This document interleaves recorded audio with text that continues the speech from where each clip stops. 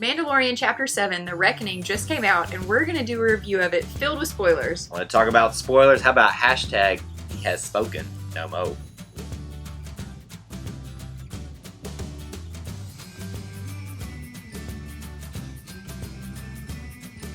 Welcome back to Eye to Eye Disney Through Our Eyes. I'm Kyle. And I'm Jessica. It's time for another review episode, and in this edition, Chapter 7, The Reckoning, with Jessica and myself, and we're a little bit under the weather.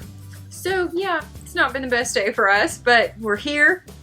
We're going to do a review, and we watched The Mandalorian. So. She's battling headaches, I'm battling a cold, so I apologize for sounding nasally and all that kind of stuff. We went through about 30 minutes of her trying to wrap her little headache-ridden head around the plot.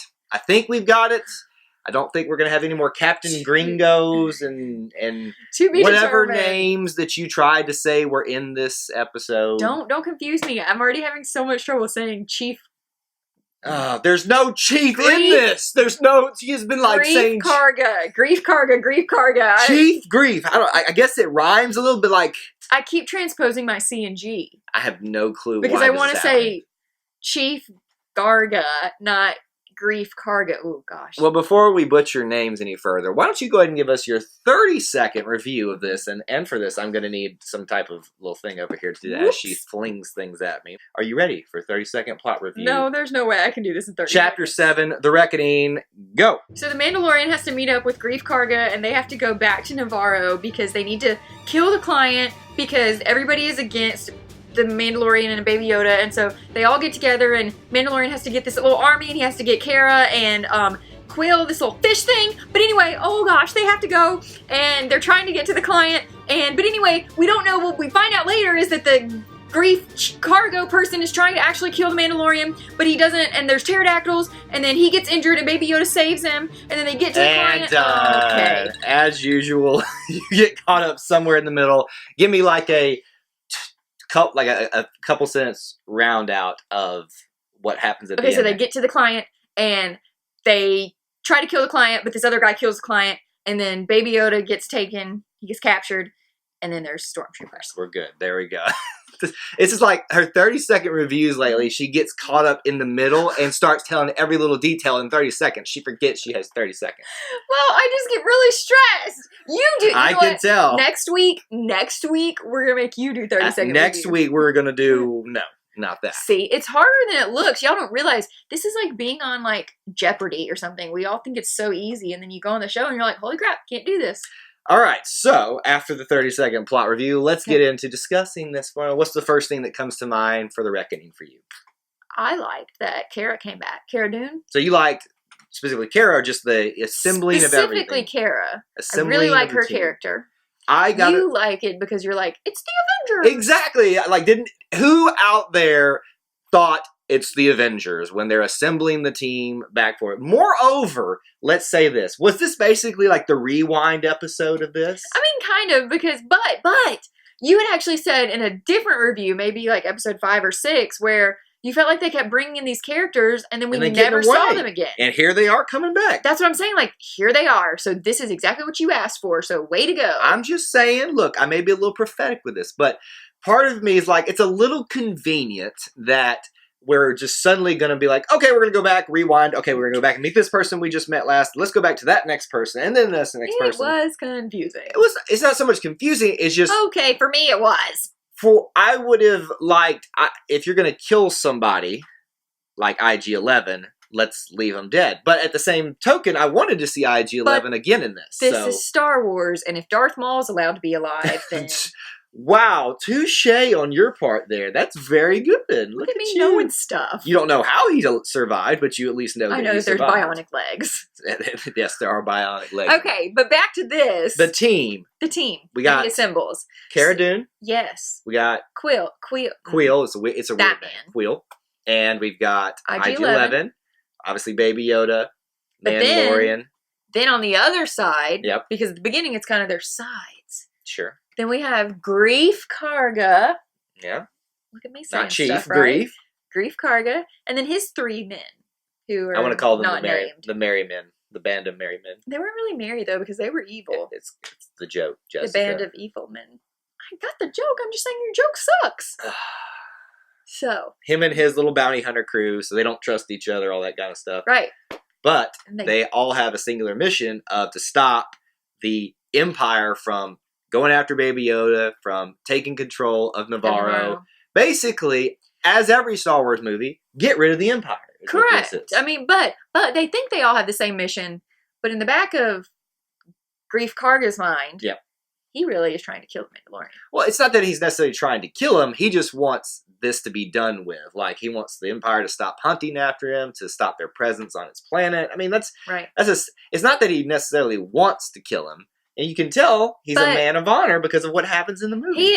The show. Excuse me. He is kind of torn, but it still crossed his mind. Yes. Like, I've never had thoughts to kill you. He's the... I would hope not. I'm just saying, that just took a turn, didn't it? No, my point is... Wow. Listen, my point is... Like, he's got evil in him because he's thought of these things and he plotted it out. Like... Well, here's the thing that I think you need to understand about The Mandalorian, Grief Karga, the Guild. They are neutral. They come across as bad or immoral because they just don't have attachments or emotions typically. Right. Now, it's weird that the Mandalorian is now attached to Baby Yoda. A lot of people theorize that Baby Yoda's goodness is like through the Force affecting him, and that's why he's kind of fixated on Baby Yoda and is wanting to keep him safe.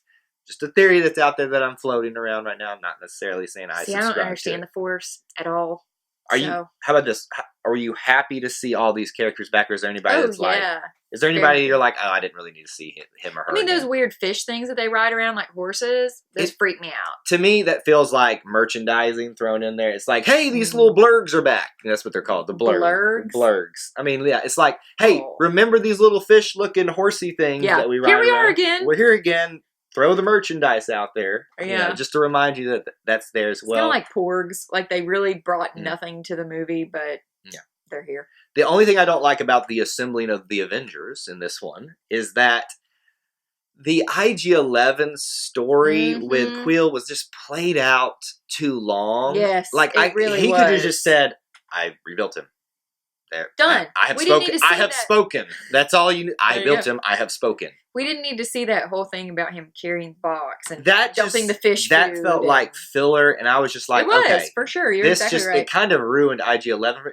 On that token, though, I am very glad that IG-11 is back, and I want to see him whip some tail now as a good guy, somewhat. I could have done without him. I'm like you. I love me some, like, funny droids. And I mean, I get it. Like, obviously, we all love C-3PO and R2-D2, but I don't know. I don't need IG-11 in my life. But anyway. So, the Empire is taking over the city. Lots of stormtroopers. There were those new stormtroopers? Well, they're not new. New to me. How about that? Well, new that I did not remember. There you go. That you don't remember.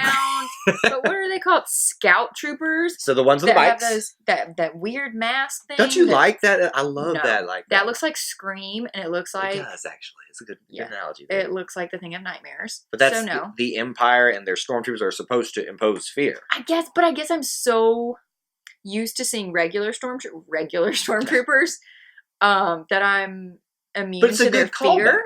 It's a good callback to have him there to remind people. It's like, hey, you're still in the original trilogy time frame, you know. But also, speaking of the troopers, did you pee your pants a little when those Death Troopers came out? When they came, I mean, it was a shock when they just started shooting up the entire room there. Like that was the shock. But I was like, oh, it's the Death Troopers from Rogue One. So I did not know that they were called Death Troopers. Yep. Because if that's not fear-invoking, I don't know what is. But second, when they were all, like, marching, and, you know, because I know stormtroopers always march in sync. Yep. But when the death ones are like, yep, you're about to die. So they ended up not killing the client, Moff Gideon, and his, I'm going to keep saying merry men, his band of merry men come in and shoot up the place and end up killing the client. Can I just be honest? Just for a minute? I didn't really like the client all that much. I didn't like the character. I know apparently he's like a really good actor, and he's been in a lot of things. Don't ask me to name them, but I've seen him before. I'm glad they shot him up. I said it. I'm just saying it's a character. It's not real life. So I'm glad that we've moved on to someone that has a little bit more significance. It's not just the client in this one. Well, I mean, I liked the If The theatrics of the client. It is. It was theatrical. I'll give you that. But if we're in Star Wars, I don't need theatrics. I need the Empire, the Rebellion, all that good stuff. Literally, I got some news for you, Bucko. What's that? Star Wars is literally all theatrics. Things flying in space. Chewbacca, who looks like a rag doll, like literally, Star Wars is theatrics. I'm just saying, we all love it. Don't get me wrong, but it's not realistic. It is theatrics. Anyway, I am glad that we have a Moff, which is a title, not a chief, as you keep trying to name people, not Chief Karga or whatever. Okay, well, I'm doing the best I can. Moff Gideon is here. Now, I knew a Moff was coming into play here. I just didn't know what the name or anything like that. I've never in my life heard of Moff. You have I know Grand you say Moff Tarkin. That's the big one you should know. Tarkin is the pencil skinny old guy that stands next to Vader in Episode 4. And in Rogue One, for that matter. You will. You just saw it the other day, probably. I don't remember it anyway, at all. But anyway, Moffs are like governors, remember? They're like, they are the enforcers of the Empire. They're the grandmothers. Sure. Grand Moffs, grandmothers. That's what I'm saying. I see where you...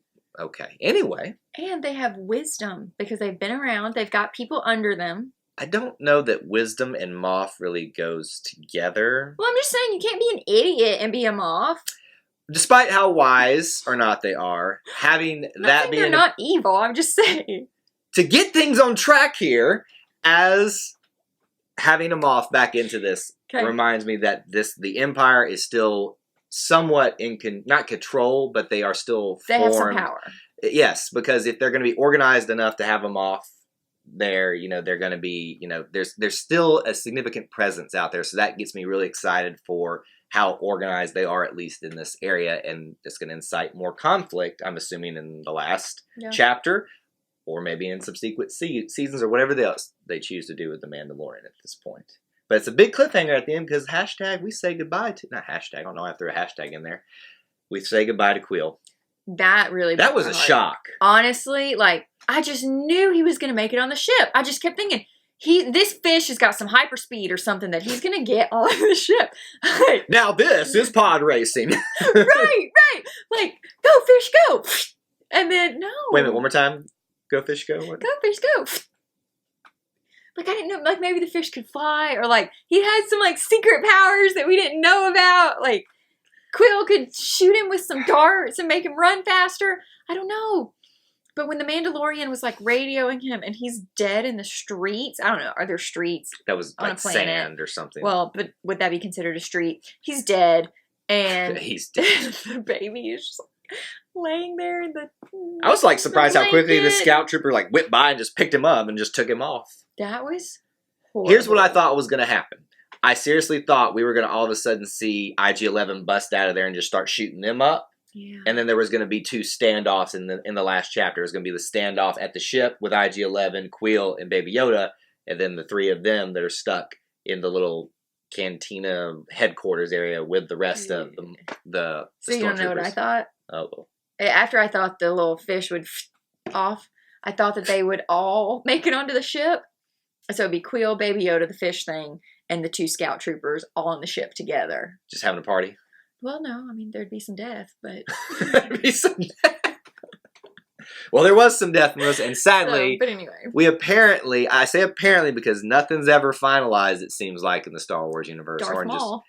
True. Bionic legs. But for now, we're going to just assume that we said goodbye to I have spoken. He spoke his last in this one. It was quite a bit of a shock in this one. A couple other notes that I want to talk about before we get out of here.